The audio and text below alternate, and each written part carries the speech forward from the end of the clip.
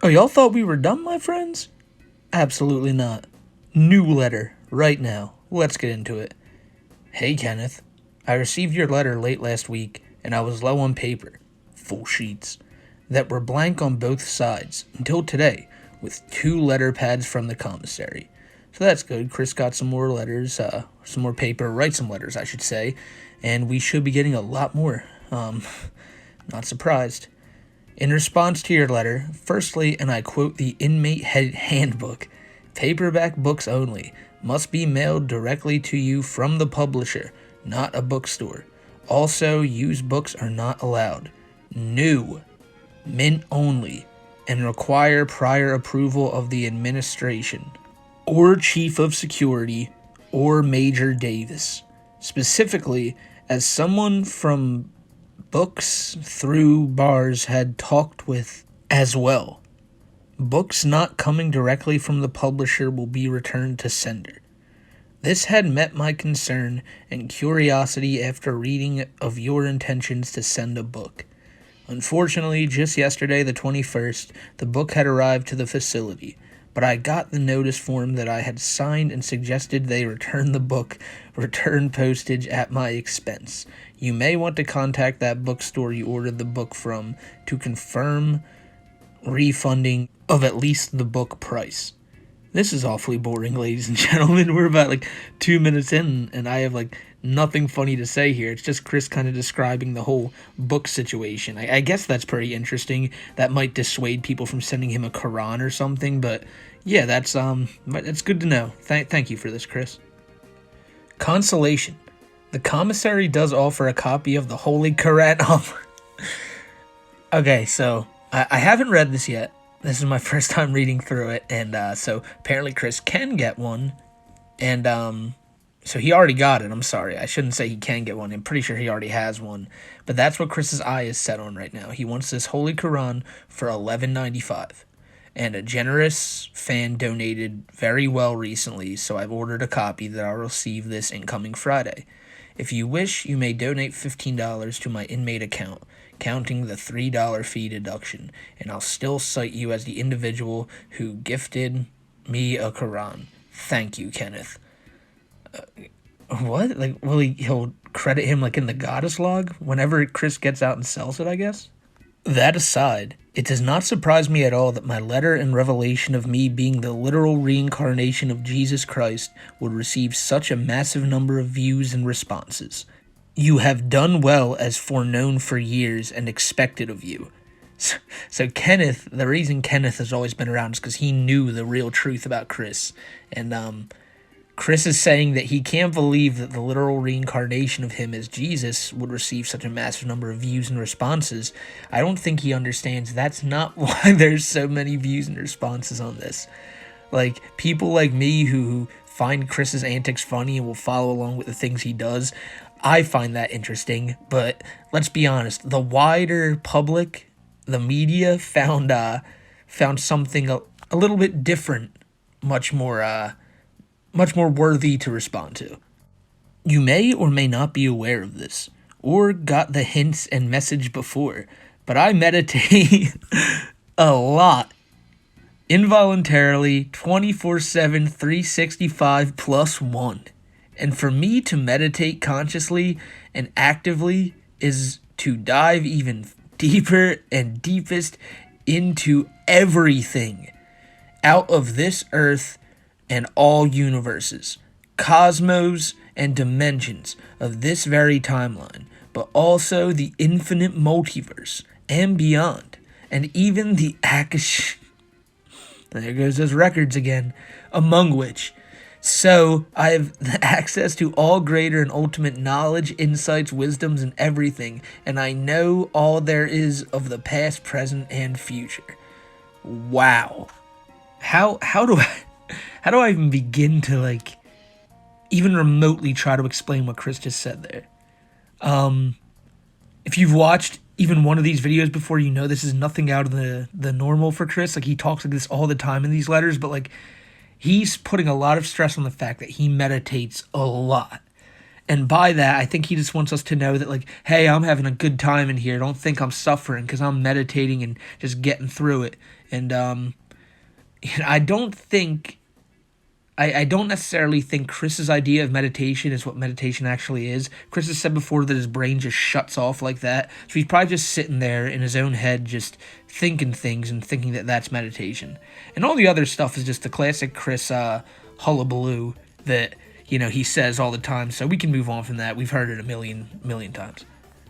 That being said, your input on my relations in my past life over 2,000 years ago and the connections to Islam and Muslims is nothing new to me and only offers the reminder and reconfirmation of details and interests my body to make conscious of these Quran details for itself. Once again, Chris has no idea what he's talking about. And you can guarantee I am and will speak true and fact with you and all, as I also have before. Chris has rarely, if ever, spoken true and factual statements. They have mostly all been lies. I also appreciate your input on the pardon and the situation at present, but there's more very well beyond that and everything for you to individually comprehend for yourself. It is possible for you to learn for yourself, but do not fly too close to the sun and download too much information into your brain that you overload it and disable yourself from accessing the information again. I keep my brain on good maintenance of information storage for what I require in each passing moment. That's not true. I'm well aware of your mental limitations and restrictions as well, Kenneth. That's not funny. There's nothing funny about what he just said there. It's just very, very ironic. So I warn you now that thou art encouraged to seek thy information in meditative connections, but exercise conscious caution for yourself.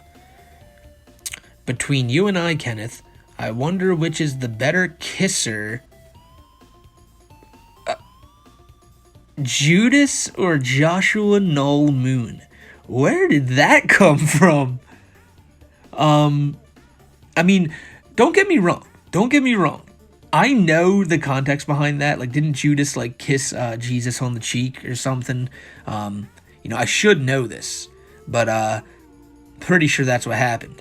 But the way Chris just wrote it sounds, to someone not informed, that would really come off. It comes off really, really weird. Wow. Also, I've made instant chicken ramen soup today in a Coke bottle and ate the soup from an 8-ounce cup. I utilized a folded twice sheet of paper for a funnel to get the crushed dry noodle bits into the bottle.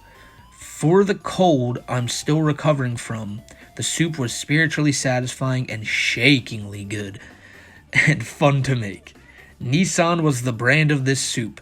I also know dry noodles can be consumed like chips or crackers, but I like them better in my soup.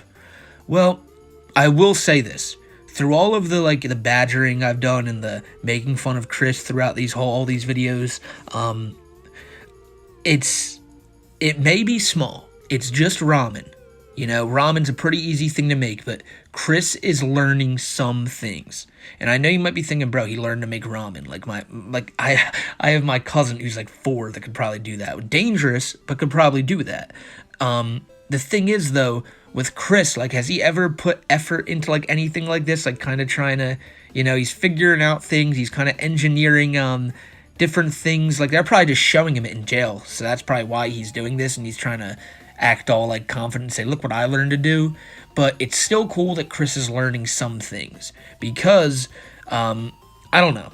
I shouldn't really care in one way or the other. I just think it's interesting that Chris is actually starting to kind of learn. And I mean little things like this that could possibly help him if he ever ended up homeless or something. He's not learning anything else because you clearly see these letters. Chris is still very far out of it, ladies and gentlemen. Be safe and well, Kenneth, and go forth in peace and clarity by my power and glory as God. Take care. So, ladies and gentlemen, another letter is come and gone.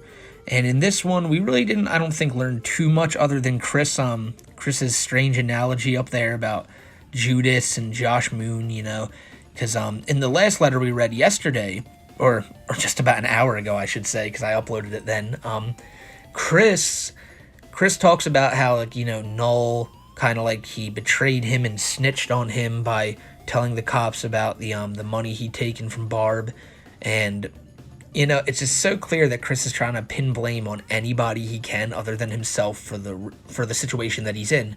And it's classic Chris. Come on now, did he expect anything else? He was never going to take accountability. There was never a shot he was taking accountability. But I will say that, like I said, I don't think he's in any solid mental state. Chris is still, like, out of his gourd. But like I said, the ramen noodle thing, and as he described it, it's cool to see Chris be proud about something that he learned to do, because, at home, he just easy, put it in the microwave, take it out, yada, yada, yada. He feels like he's learning something.